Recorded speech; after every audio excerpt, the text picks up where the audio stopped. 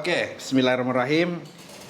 Assalamualaikum warahmatullahi wabarakatuh. Selamat siang. Ketemu lagi dengan kita di channel Anak Tambang Indonesia. Dan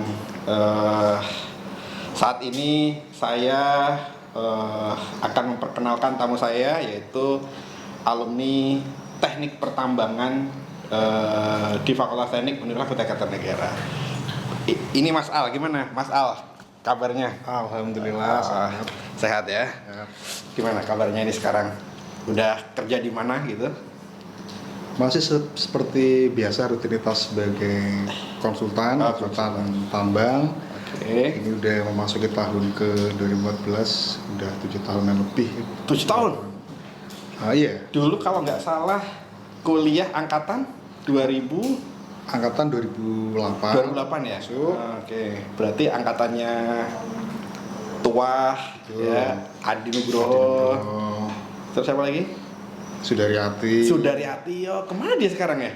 Kebetulan fokus sebagai ibu rumah tangga. Oh, oke. Setelah terakhir beliau dari Trakindo, begitu menikah fokus untuk membesarkan anak-anaknya. Seperti itu. Berarti dari lulus sampai sekarang langsung ke konsultan atau ke perusahaan tambang dulu? Secara resmi tidak pernah masuk ke perusahaan tambang karena memang jauh sebelum lulus pun sudah bergelut di bidang eksplorasi. Sebelum lulus saya masih ingat perkuliahan terakhir itu 2010, Desember 2010 itu perkuliahan terakhir. Habis itu ternyata butuh waktu sekitar 3 tahun lagi atau 2 tahun setengah lah untuk menyelesaikan kuliah karena memang disibukkan dengan kegiatan eksplorasi, pemetaan geologi, pemboran pada waktu itu, sehingga sebenarnya kalau dihitung kerjanya mulai 2011 awal itu udah mulai bekerja. Berarti masih jadi mahasiswa ya? Status mahasiswa. Jadi biar mahasiswa sekarang ya, jadi mahasiswa sekarang nih biar tahu juga gitu bahwa kita harus aktif jadi mahasiswa itu. Jadi sebelum lulus pun kita udah bisa kerja, melihat peluang-peluang gitu ya, yang potensi untuk bisa kita kerja ya ambil gitu. Jadi ini mahasiswa harus bisa meng-create dari pengalaman-pengalaman alumni. Oke, selain tadi udah ke konsultan ya, konsultan terus gitu. Kira-kira mungkin saya akan feedback selama perkuliahan dulu. Jadi kira-kira selama kuliah di kampus kita ya, di kampus Unikarta, itu kira-kira hal apa saja yang mungkin menurut Mas Al berkesan gitu, atau ada hal-hal yang mungkin bisa menjadi perbaikan gitu buat kita? Kira-kira apa tuh? Pada dasarnya berkesan semua ya, karena bagi kami, khususnya untuk angkatan-angkatan era itu 2008-2009, dengan kita belum lulus saja kita sudah bisa bekerja, kita sudah dapat bisa menghasilkan pendapatan waktu itu. Beberapa bahkan sampai terkendala kuliahnya. Artinya memang kegiatan perkuliahan pada waktu itu memang masif, di mana kita selalu unggul dalam hal praktek, di mana kita bisa dapat dengan mudah untuk menjumpai singkapan-singkapan batu bara, kita melihat dunia tambang dengan dekat, kegiatan aktivitas tambang itu dekat sekali.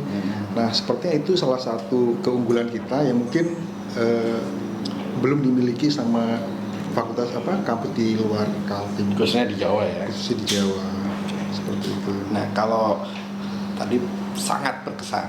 Nah, kalau menurut yang ini yang perlu diperbaikin apa kira-kira? Jadi supaya alumni di luar sana gitu juga bisa melihat bahwa ada hal-hal yang kurang nih, yang perlu kita perbaiki atau perlu kita tambahin atau lebih ditingkatkan lagi deh, dari sisi yang mana gitu kan. Banyak dari perawatan, dari dosennya, dari fasilitasnya apa yang perlu kita dilengkapi gitu. Supaya ini juga Pak Rektor, Pak Dekan, Fakultas Teknik ini juga mendengar nih. Jadi tidak hanya dari orang dalam ya. Nah, ini dari luar nih, dari sisi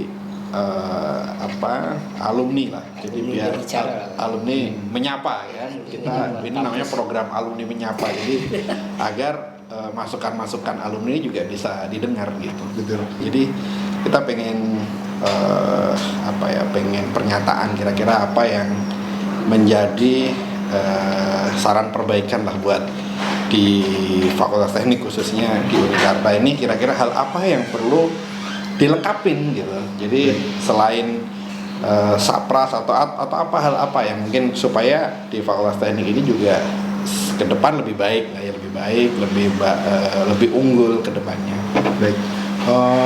Kalau kita melihat teman-teman yang kuliah di Jawa atau misalnya di Jogja, kita belum memiliki misalnya fasilitas laboratorium makro mikro paleontologi, terus laboratorium yang geomekanik, rock mekanik. rock mekanik seperti itu kita pada saat itu kan belum ada, sehingga kita perlu dikembangkan lah. Kita waktu itu lebih ke teori. Nah, cuman untungnya kita karena memang sudah ada ada kegiatan pekerjaan, kita bisa melihatnya itu ketika udah langsung di lapangan, kayak misalnya pembuatan geoteknik. Oh, ternyata ini seperti itu. Nah, memang di fakultas kampus sendiri belum ada, tapi asal teman-teman mahasiswa bisa proaktif, misalnya koneksi ke alumni-alumni atau yang sudah bekerja, kita bisa dapat dengan mudah mengakses itu. Mungkin itu saja sih. Ya, jadi memang lab ya. Jadi lab memang kita masih pengadaannya masih belum cukup, masih kurang lah. Menurut saya masih kurang.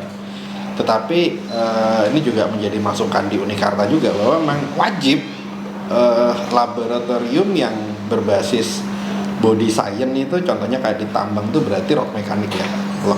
Rock mekanik. Kalau di geoteknik, geologi itu berarti lab petrologi dan geologi dasar, mineralogi, yang lab-lab dasar kayak fisika dan lain sebagainya ini perlu. Tapi kalau untuk yang body science tambang itu satu lab perencanaan tambang harus punya.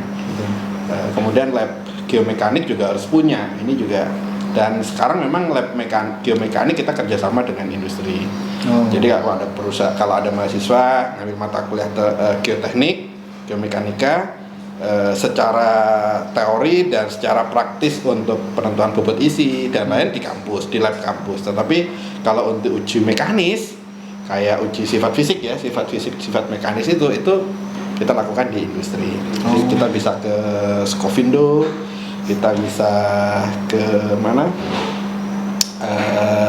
Perusahaan-perusahaan industri, geoservice gitu. Nah, kita bisa ke sana. Ada banyak. Kemudian kita juga untuk lab batu bara gitu. Kita juga udah kerjasama dengan Baristan, Geoservice. Kemudian kita juga udah kerjasama dengan Mutu Agung Lestari, Mutu. Kemudian banyak. Kemudian DLHK untuk WSI juga, WSI juga sudah kerja. Oh iya, WSI juga udah kerjasama. Ya, harapannya dari kerjasama ini untuk yang hal-hal yang kurang di kampus kita lakukan di ini. Nah, itu kekurangan kita dan mungkin plusnya kita ya. Nah, mungkin kalau Mas Al ini kan saya kira dari 2000 berapa?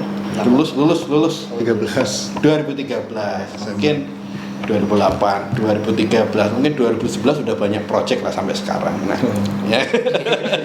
Konsultan kan, wah ini yang dikerjain apa nih gitu, spesialisnya apa nih gitu. Jadi biar ini sekalian promosi juga nih. Ya, ternyata ada konsultan alumni Unikarta nih.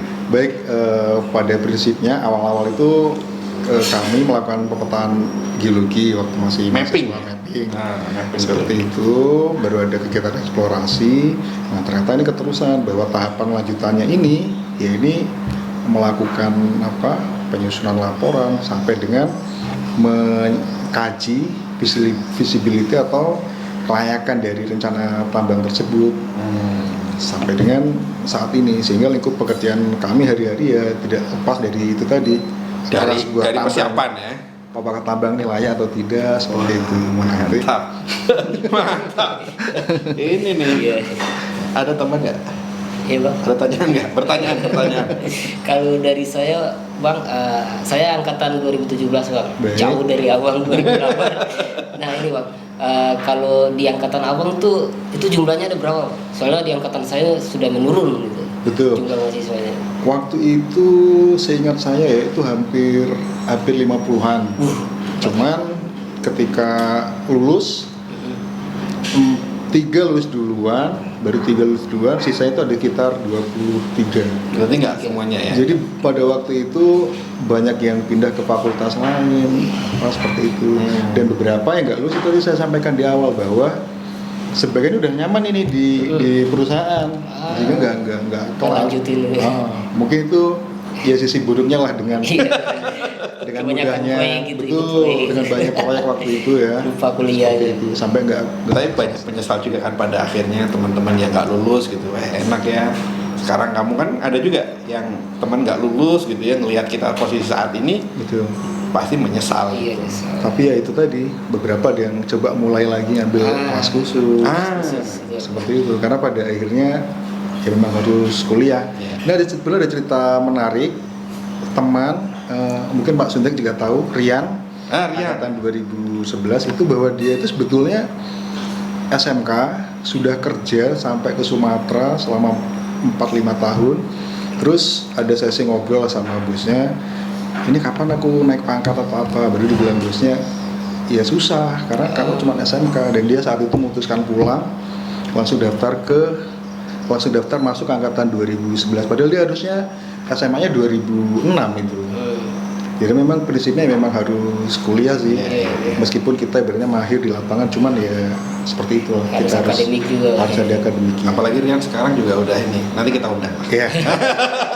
Sesi berikutnya kita undang ya. Beliau- Ini beliau Rian biar lihat nih. Nanti ada kisahnya sendiri. Bang. Betul. Beliau spesialis di lapangan, pemboran, leader apa segala macam, beliau lah yang Iya. bagian itu.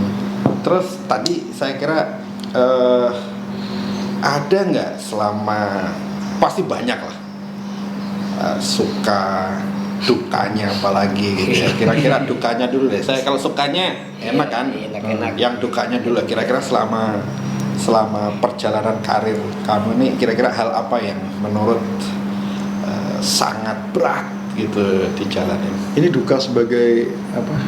Profesi. Profesi. Ya, Proses berat, profesi. Sebagaimana dunia tambang pada umumnya ya, dukanya itu ketika harga batu bara turun.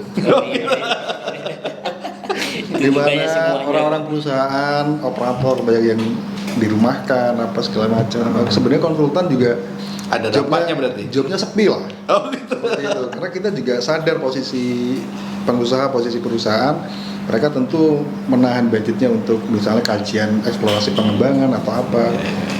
Itu sih. Jadi ada dukanya di batasannya. situ. Seperti itu. Berarti sih cuma dukanya. itu aja. Dukanya itu cuma sepi project berarti. Karena itu sudah mewakili keseluruhan duka-duka yang lain lah, seni project itu. Oke. Seperti itu. Kalau apa tantangannya kan, saya kira persaingan sekarang apalagi ya dari 2009 pengalaman saya waktu itu project di Kutai Kartanegara gila-gilaan kan. Cari uang mungkin kalau di Kutai Kartanegara ini 2009 ya itu wah enak sekali gitu loh, perputaran uang di Kutai Kartanegara ini banyak sekali. Nah ada masa transisi peralihan dari kabupaten ke provinsi. Nah ini ada imbas nggak selama project gitu? Di saat transisinya itu memang ada imbas juga, yang mana sebetulnya lebih ke pihak perusahaan ini ingin lihat dulu nih kayak apa nih proses peralihan apa segala macam, sehingga mereka juga kayak menunggu gitu. Cuman ketika itu sudah berjalan lancar lagi, sampai pun sama yang kemarin ketika dari provinsi dari kewenangan ke pusat itu pun sama di sesi tersebut orang kayak masih menunggu dulu nih ini apa nih yang terjadi nih seperti itu. Itu Tapi kalau menurut Mas Aal nih, Mas, dari peralihan kabupaten ke provinsi, ini ada masalah nggak nih? Lebih enak di mana, di provinsi atau di kabupaten? pada waktu itu. Ya, pada waktu Sebetulnya kalau kita boleh menyimpulkan garis besarnya, manajemen tambang atau pengelolaan tambang pemerintah dari dulu semakin kesini memang semakin ketat aturannya. Cuman kita juga sadar bahwa itu tujuannya juga menjadi lebih baik. Apa itu? Ketatnya apa nih contohnya? Misalnya dulu itu kalau misalnya kita bikin FS itu nggak harus sedetail sama dengan sekarang. Begitu juga dengan dokumen rencana pasca tambang era-era sebelum 2012 ke bawah itu nggak harus kita melakukan sosialisasi ke masyarakat pada waktu itu, masih belum sedetail sekarang. Bahwa sekarang kita harus ada rincian-rincian yang lebih detail lagi seperti itu. Semakin kesini memang semakin detail, cuman kita juga harus menyadari bahwa ini tujuannya juga menjadi lebih baik lah, sebagaimana yang diharapkan. Oke. Kalau dari provinsi ke pusat nih, kan ini ya saya lihat banyak keluhan gitu ya, banyak keluhan. Nah ini dari sisi konsultan dulu nih, kira-kira dari sisi layanan atau sisi proses kelengkapan administrasi lah, perizinan atau apa gitu, kira-kira gimana? Sebetulnya kita juga harus menyadari posisi pusat bahwa memang dari yang dulu di provinsi aja kita udah cukup rame, pusat jadi lebih seluruh Indonesia, jadi memang lebih crowded. Sehingga kita juga mau nggak mau harus menerima kenyataan itu. Cuman kan semakin kesini dalam dua tahun terakhir ini prosesnya jadi kayak semakin lebih baik lah. Kita ingat dulu waktu di awal-awal itu kita nggak ngerti nih berapa lama kalau misal kita ngajukan FS untuk dapat dievaluasi atau apa, karena mereka juga ternyata sedang membuat sistemnya, sedang menyiapkan seperti apa langkah kerjanya. Nah ternyata semakin kesini kan ini semakin baik lah, mereka ada SOP, mereka ada targetnya setelah sekian hari ini harus ada kejelasannya nih apakah disetujui atau ditolak, sehingga harapannya semakin baik terus untuk ke depannya. Kalau menurut kami sih itu ya. Tapi kalau misalkan ada pilihan nih, suka di pusat atau suka di provinsi? Kalau misalkan ada choice nih pilihan, ada choice pilihan, enak di pusat atau enak di daerah? Ini sebenarnya agak tricky juga ini, karena yang pusat kan sudah diamatkan dalam undang-undang nih. Sebagai warga negara kita nggak boleh mengkhianati undang-undang. Kan bisa juga. Ini buat teman-teman juga semua gitu. Karena terus terang, saya waktu kan sekarang saya juga posisinya sebagai pengurus di Perhapi ya. Keluhan banyak. Betul. Keluhan banyak sekali ke saya. Contohnya misalkan proses persetujuan penempatan jaminan rencana reklamasi dan pasca tambang itu gila ini biar denger juga, saya nggak masalah karena ini keluhan, namanya keluhan kan nggak masalah kan. Jadi teman-teman perusahaan banyak yang nanya, wah gila Pak Sundek di pusat itu luar biasa ngurusnya, nggak tahu apakah ditolak atau di ini, tapi prinsipnya susah gitu. Mereka tuh mintanya per hektar sekian misalkan RR-nya. Nah, padahal perusahaan juga punya kajian. Memang sih dari sisi kita ya, kalau dari sisi Perhapinya kita pengen memang bagaimana menciptakan pertambangan yang baik dan benar.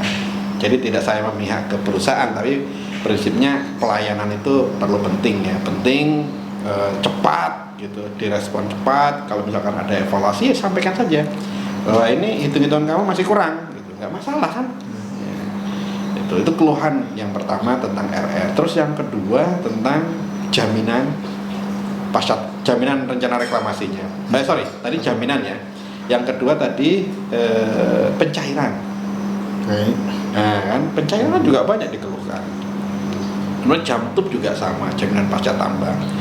Nah saya juga mengkritisi kepada teman-teman perusahaan juga kadang-kadang dalam penyusunan dokumen RPT ya, rencana pasca tambang itu kadang-kadang nggak terintegrasi. Jadi tim penyusun atau perusahaan sendiri itu programnya juga belum matang. Nah kan banyak tuh kayak gitu. Apakah sama? Mungkin Mas Ala. Jadi kalau pemerintah sih pengennya terintegrasi, bagaimana supaya tambang itu ketika selesai ini continue dan sustain, berkelanjutan gitu. Baik itu dari sisi aspek ekonominya, sosialnya, lingkungan, dan kesejahteraan ekonomi tadi, kesejahteraan masyarakat sekitar ini gimana. Apakah ada kajian secara detail di pasca tambang? Harusnya ada. Betul. Nah itu. Nah ini dari kacamata Mas Alkaab nih, kira-kira selama ini proses di Jakarta atau proses di pusat seperti apa mekanisme khusus untuk dokumen itu yang pengalamannya ya kira-kira? Baik, memang betul kami ada satu perusahaan itu kami submit Desember 2020. Desember 2020 dan itu memang butuh setahun lebih akhirnya baru bisa dapat. setahun? Nah cuman kan kita harus Lah SOP-nya bagaimana? kita mesti ingat bahwa itu betul-betul 2021 masuk ke 2021 itu awal-awal banget proses Transisi. peralihan. Oh, Seperti itu. berarti masih memang Betul-betul masih crowded ya, lah. oke, dimaklumin lah saya kira Sebenarnya. dimaklumin. Akhirnya semakin kesini prosesnya jadi lebih cepat ini. Yaitu tadi karena memang mereka juga sedang membuat sistem dengan jumlah yang hadir juga nggak cuma sejumlah di provinsi atau kabupaten, sehingga itu yang jadi kendala. Nah terkait dengan tidak terintegrasinya program itu sebenarnya memang jadi PR susah juga. Artinya kita sebagai konsultan pun ingin seperti pemerintah yang ideal, bahwa ini juga cukup signifikan lah terhadap masyarakat dampaknya. Cuman menjadi susahnya juga ketika kita coba lebih dalam untuk di masyarakat ini potensi apa yang betul-betul bisa dikembangkan itu juga nggak gampang gitu. Misal kita membuat program pariwisata, ternyata di situ juga nggak serta-merta pariwisata jadi itu bakal jalan ini perekonomian, karena kita mesti memperhitungkan siapa pengunjungnya, jumlah penduduknya. Ya, di ini dong, maksud saya ada kajiannya tadi yang saya bilang. Maksudnya potensi desa itu apa gitu ya. Nah, itu yang perlu kita kembangin, yang diminta pemerintah nih lah, maksudnya diminta pemerintah itu bagaimana program pasca tambang itu sustain. Jangan sampai nanti misalkan programnya bagus tapi nggak jalan, yang tadi Mas Al bilang nggak jalan gitu, programnya bagus tapi di tengah hutan, wah ini program apa yang bisa kan, itu maksud saya ini juga jadi PR bersama gitu, bagaimana pemerintah punya, kalau saya pribadi dari sisi saya, pemerintah harus punya roadmap pasca tambang. Jadi perjalanan pasca tambang ke depan ini seperti apa? Ada nggak di pemerintah? Iya sih. Nggak ada kan, blueprintnya atau cetak birunya pasca tambang kan nggak ada. Iya, kalau kita kembalikan lagi ke perusahaan, kalau perusahaan selengeannya jawabannya itu tadi, masa iya harus betul-betul kita perusahaan yang memikirkan kesinambungan ini? Harus. Apakah harusnya kita pemerintah ini apa nih, bisa kolaborasinya apa? Ya harusnya sih pemerintah yang memberikan mengguidance roadmap tadi yang saya bilang, harus ada petanya gitu. Nanti ke depan nih, misalkan kayak di Kutai Kartanegara di wilayah Tenggarong seberang itu kan dulunya adalah lumbung padi Kutai Kartanegara kan, lumbung padinya Tenggarong itu di Tenggarong seberang. Kutai Kartanegara itu lumbung padinya di Tenggarong seberang. Pertanyaannya adalah apakah sudah ada roadmap bahwa nanti di Tenggarong seberang ketika pasca tambang selesai apalagi yang akan dikembangin gitu, kan sudah harus dipetakan nanti akan seperti apa. Jangan sampai nanti di sini udah kita jadikan kawasan strategis X misalkan. Pemerintah nggak ngasih insentif, nggak ngasih disuntik nih, kan nggak jadi juga.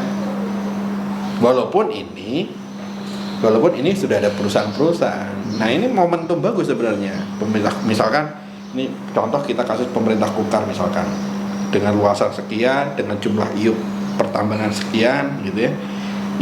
Yang sudah ada dokumen pasca tambangnya, jalankan sesuai dengan dokumen pasca tambang, tapi dibikin terintegrasi itu PT A, PT B ini di kolaborasi akan membentuk apa. Ini PT ini akan jadi apa, ini akan jadi apa, sehingga ini akan berkembang. Dan ini perlu suntikan, perlu perhatian khusus, nggak hanya asal sebagai program kewajiban kamu udah, nggak bisa. Jadi semua stakeholder harus terlibat semua. sejauh ini kan kita cuma mengacu kepada tata ruang. Nah, Kalau misalnya perkebunan, Iya. ya kita mengacu ke perkebunan. Sementara itu tadi, kalau misal kita kaji lebih dalam, ini apakah betul-betul terserap nih hasil perkebunan di wilayah ini? Seperti iya. apa? Harusnya itu. Dan tata ruang pun maksud saya juga jangan dijadikan hal yang saklek, ya kan? Itu kajian itu juga sebenarnya nggak dalam juga. Saya terus terang, RT RW di Kukaren juga nggak dalam, masih belum dalam kajiannya, analisisnya masih belum dalam. Maksud saya RT RW ini bukan jadikan hal yang saklek untuk membangun Kutai Kartanegara lebih baik, itu jangan itu. Nah, jadi itulah unek-unek kadang-kadang kalau sampaikan dia. Ini kebetulan pelaku kan dia kan. Dia yang bikin program RPT itu ya ini konsultan ini gitu ya. Cuman kan dengan stakeholder terkait dalam hal ini ada Bapeda, ada pemerintah terkait. Ya, maksud saya justru itu. Jadi ada kolaborasi antara pemerintah dan perusahaan sehingga programnya bagus, terintegrasi. Di samping itu juga bisa masyarakat diuntungkan gitu. Jadi mikirnya itu masyarakat diuntungkan. Saya juga kebetulan lagi riset ya di PT Kitadin ya tentang ini tadi program pasca tambang yang terintegrasi. Ya mudah-mudahan ini bisa memberikan memberikan contoh lah. Apakah ini bisa berhasil atau tidak gitu. Ada pertanyaan lagi dan Sudah serius. Seru ini Pak, semakin Iya, ke sana semakin seru. Makanya Iya, itu. nyimak Enggak, gitu. kalau pengalaman beliau banyak. Apalagi ya dulu tuh kalau ingat kita bimbingan gitu kan, Iya. bimbingan skripsi gitu. Nah, sekarang kan nggak begitu kan? Betul. Nah, itu saya kira perubahan ke arah sini semakin bagus, betul. Bagus. Cuman dengan peralihan ini juga saya kira harusnya semakin baik lah. Kalau dari sisi administrasi oke, kalau dari sisi pengawasan kira-kira gimana? Ini konsultan dan pelaku juga gitu. Tahu lah saya kira. Kalau dari sisi pengawasan, sebenarnya kalau misalnya di tambang sini kan ada inspektur tambang nih untuk yang melakukan pengawasan di daerah, di masing-masing provinsi ada nih. Kalau dari pengalaman yang perusahaan ya tinggal bagaimana mereka proaktif untuk dapat interaksi dengan inspektur tambang terkait hal apa yang terjadi di lapangan, seperti itu sih. Sementara kalau ke konsultan sendiri kayaknya kurang lah kaitannya. Tapi lebih ke perencanaannya aja, tapi bukan di pengawasan lah. Iya. Enggak, siapa tahu mau main-main di pelaksanaan juga kan. Kontraktor maksudnya. Oh nanti bisa ada yang dihadirkan itu. Oh gitu ya. Siapa? Alumni siapa? Oh, kontraktor itu ya Agus Malahadi ya. Oh, iya. Bang Agus ya. Angkatan berapa? Angkatan pertama. 98. 98. Mas Yani bisa juga Mas Yani, Ahmad Yani. Oh, itu 2000. Itu guru saya itu termasuk itu. Oh itu senior tuh semuanya. Termasuk kami. Halo Mas Yani. Itu guru saya juga itu. Jadi dulu saya belajar konsultan dari dia juga. Terus ini kan tadi udah baik, saya kira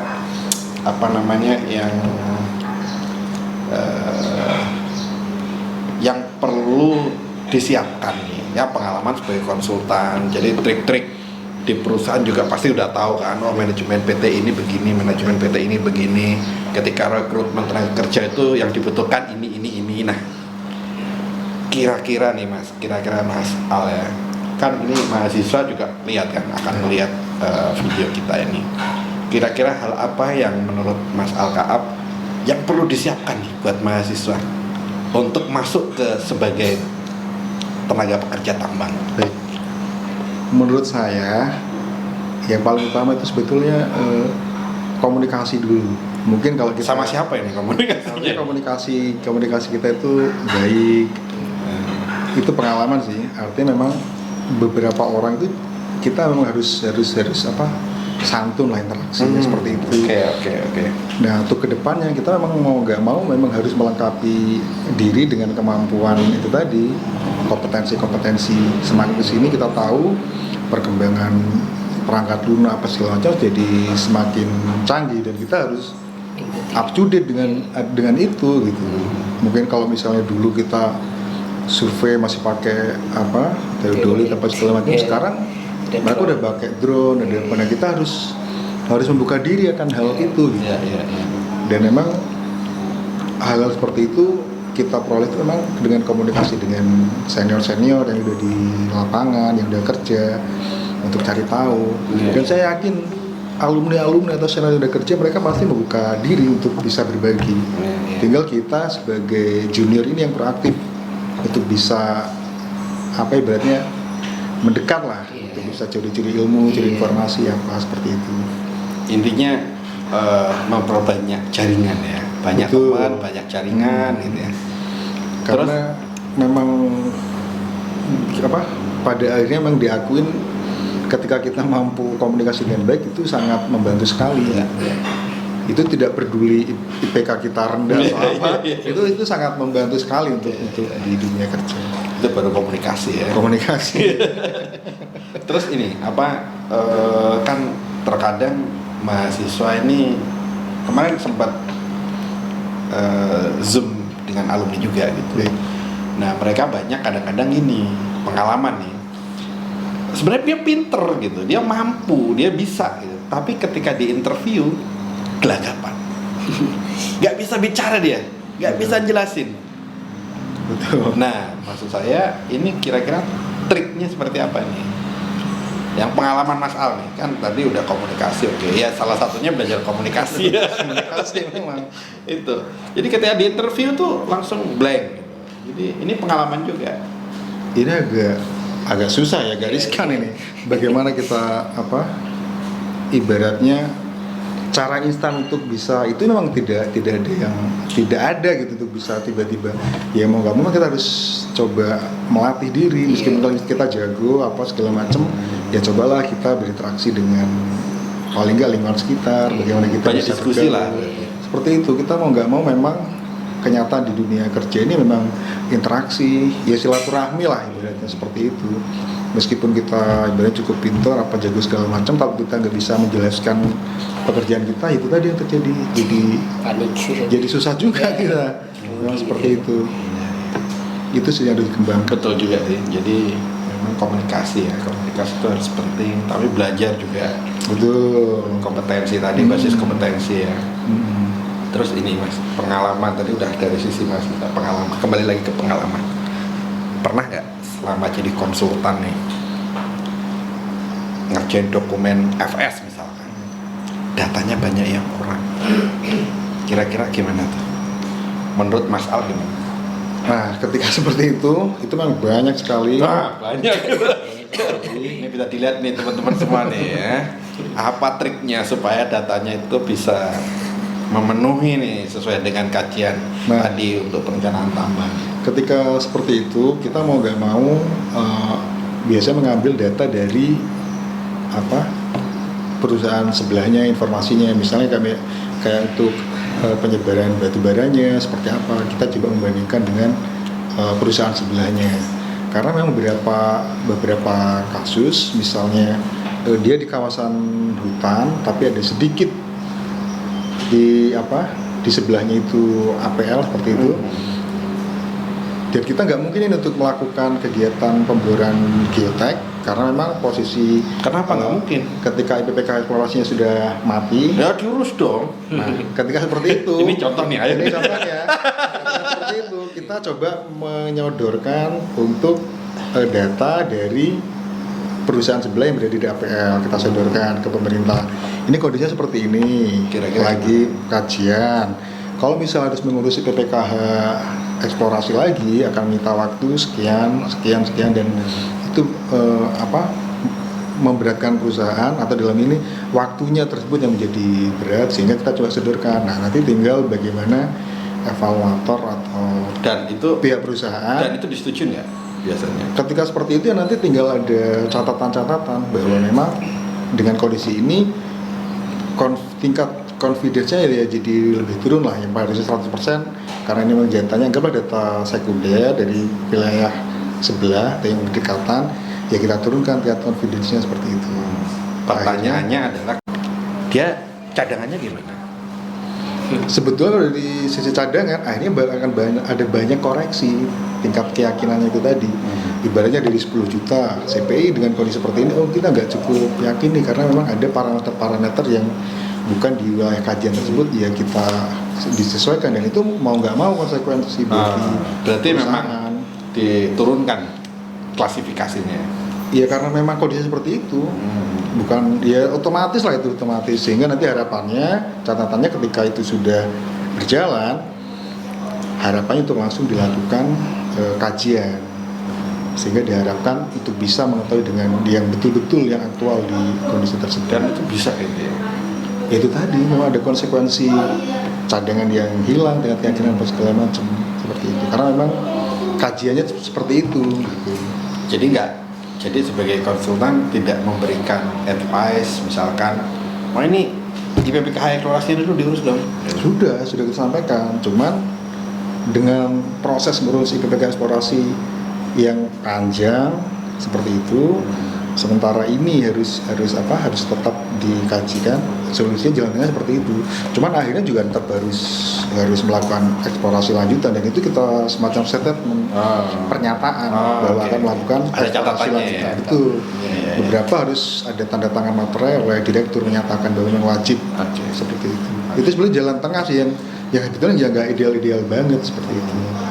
Selain itu misalkan tadi contoh misalkan di IPPKH eksplorasi dan kondisinya udah mati gitu ya, dan harus ada kajian gitu ya, walaupun pakai data sekunder gitu, karena kalau nggak segera diurus akan mati izinnya. Ini memang ada case tersendiri gitu. Misalkan ada nggak case lain, misalkan datanya kurang nih, data bornya kurang misalkan. Kan konsultan kan ini tipis aja nih gitu ya, yes or no gitu. Nah ini kebetulan kembali lagi ke Mas Rian. Kebetulan beliau yang akhirnya yang melakukan pemboran, karena kita memang terus terang sekarang jadi lebih mudah. Kalau dulu kan pemboran tuh harus sekian ribu meter, harus berapa nih. Sekarang kita tidak harus seperti itu. Ibaratnya kita 100 hanya meter gas gitu atau 500 meter kerja tidak bisa dikerjain. Jadi mau nggak mau dari kontrak kerja yang kita peroleh ini kita sisipkan untuk ibaratnya verifikasi lah.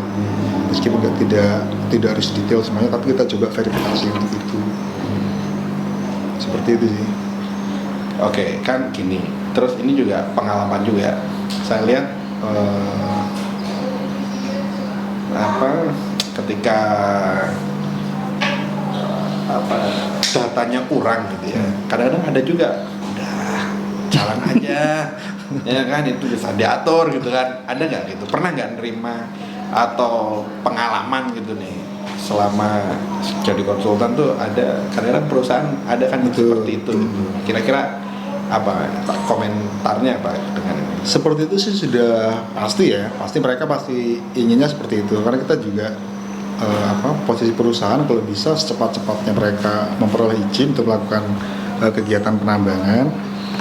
Cuman yang kita sampaikan bahwa semakin kesini hal-hal seperti itu tidak bisa kita lakukan gitu. Bahwa sekarang sudah semakin ketat, sehingga memang harus kita sampaikan semua data-data yang ada, kayak misalnya pemboran harus dilengkapi dengan data logging, terus untuk kualitas sampelnya juga harus kita sampaikan. Memang kalau kita lihat dokumen-dokumen yang dulu itu dengan singkapan saja kita sudah menyatakan ini cadangan, karena memang kita nggak bisa menyalahkan juga, karena waktu itu juga tahun-tahun awal dulu itu memang masih crowded lah, masih kacau lah. Ada istilah cadangan terukur seperti itu kan masih belum cukup baik lah sistemnya. Tapi semakin kesini kayak semakin baik dan nggak bisa lagi. Ya mungkin kalau menurut saya dulu tuh pengetahuan kita masih kurang. Masih kurang, dan sistemnya juga sih kalau menurut saya. Sistemnya ya. Peraturannya juga, KCMI-nya juga 2017. Tapi dulu itu saya baru tahu loh bahwa SNI dulu tuh sudah ada yang ngatur. Cuman itu pendalamannya aja sih yang masih bisa fleksibel lah. Kalau Betul. dulu kan era-era, kalau dulu otonomi daerah ya. Betul. Nah itu masih ada apa ya, ada keringanan gitu ya. Tapi ya saya akuin bahwa semakin kesini nih Semakin baik. gitu, semakin baik. Ya memang walaupun saya terus terang saja bahwa banyak masih kekurangan. Gitu ya. Salah satunya tadi yang pengawasan. Ya, pengawasan, kemudian kenapa pengawasan kurang gitu. Ini di Kutai Kartanegara aja hampir 700 IUP. 700 IUP ya, bayangkan ya. IUP itu 700 hampir 700-an, hampir 700. Belum Provinsi Kaltim secara menyeluruh gitu ya. Dengan pengawasan segitu orang gitu, itu sangat ini. Tapi itu tidak konteks lah. Ini hanya mengkritisi saja. Oke, saya kira itu aja. Terima kasih banyak Mas Al-Kaab atas waktunya. Jadi ini bisa memberikan kepada mahasiswa dan kita sebagai pekerja tambang. Nah, karena yang melihat channel Anak Tambang Indonesia ini tidak hanya mahasiswa, tapi Seluruh Indonesia. pekerja tambang seluruh Indonesia atau anak-anak tambang seluruh Indonesia. Jadi kita sih pengennya di channel Anak Tambang Indonesia ini edukasi saja. Jadi Anak Tambang ini edukasi khusus channelnya, tetapi di PT Anak Tambang Indonesia ini juga bergerak di bidang konsultan pertambangan.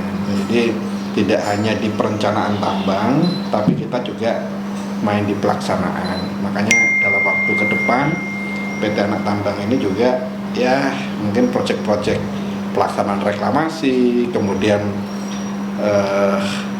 banyak kegiatan-kegiatan.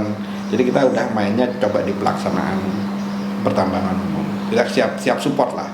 Jadi kalau misalkan ada proyek atau SPK kita siap masuk untuk ke sana. Nanti coba kami sampaikan.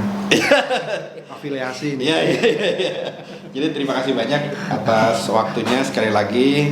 Terima kasih banyak atas sharingnya. Mudah-mudahan mahasiswa khususnya dimanapun Anda berada, ini mudah-mudahan bisa memberikan motivasi ya.